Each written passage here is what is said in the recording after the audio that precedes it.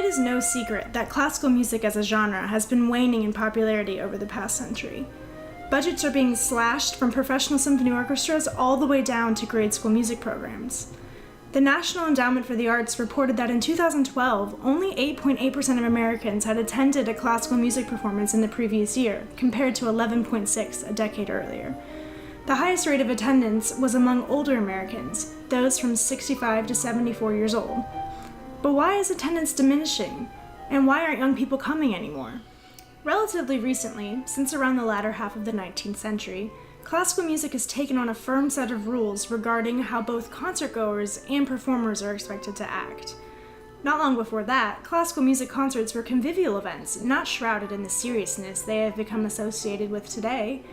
Performances were held in both parlors and concert halls alike, and people attended not only to listen to and be moved emotionally by a musical performance, but also to socialize in a public space. Spontaneous applause was common during a performance, as was chatter amongst audience members, moving around to talk to different people during a performance, and, in some cases, ignoring the performance altogether. Musicians had to combat this by making their performance especially engaging, regularly improvising on stage, and creating a spectacle by showing off all of their technical abilities. All of this changed in the middle of the Romantic era. Rules on what was and was not appropriate during a classical performance started to become the norm. Clapping during the middle of a piece? No longer acceptable. Speaking to your neighbors? Absolutely not. Coughing, or even a crying baby? You better take them outside so as not to disturb anyone. While this air of pompousness was preferred by some as it started to become popular, namely Wagner and his followers, it has all but killed the classical music scene in the 21st century. Younger people no longer want to attend classical performances, and to be honest, why would they? Brianna's Hungry Fantasy, which doubled as my degree recital for my master's degree here at USC, was an attempt to break those rules and bring my audience a performance that was more accessible, and dare I say more fun, than what has become standard. To accomplish this, I drew inspiration from those salons that were popular at the beginning of the 19th century, but took it a couple steps further to really create a dining experience for my audience. Each piece of music on the program was paired with a menu of food that was served during the performance.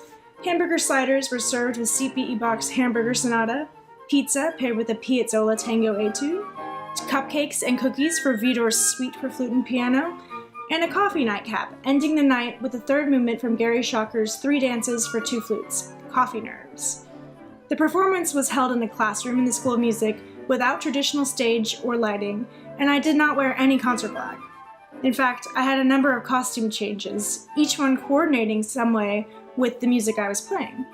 My program notes were spoken, something that is a little unusual for recitals today, and included information on the music I played as well as the food prepared, peppered in with some pretty bad jokes. Overall, Brianna's Hungry Fantasy was very well received by my audience.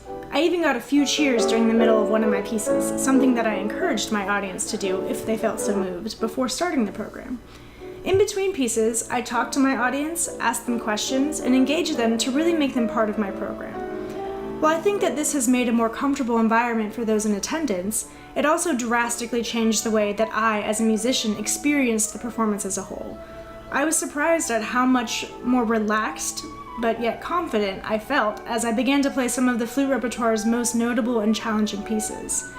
It was easily one of the most gratifying performances I've ever had, and probably one of the best instances of my technical ability as well. As the world continues to evolve, the genre of classical music is going to have to evolve with it. Brianna's Hungry Fantasy is just one example of a way that we as classical musicians can help to keep our work alive and thriving by bringing back the reason that people go to any concert at all: to have fun.